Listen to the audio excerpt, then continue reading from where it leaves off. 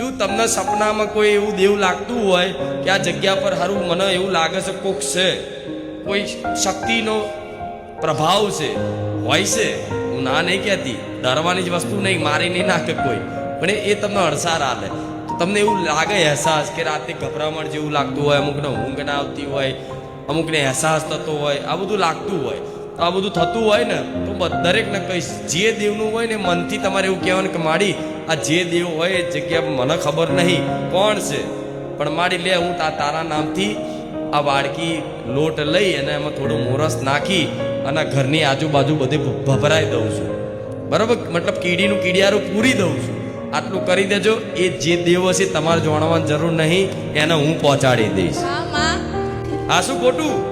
સીધો ઉપાય છે. નહીં કોઈ અગરબત્તી કરવી, નહીં એના નારિયેળો વધેરવા, કે નહીં ચવાણાના ધૂપઈ કરવા, કશું જ નહીં કરવું. આટલામાં પતાયા લઈશ. પણ વિશ્વાસપૂર્વક કરશે તો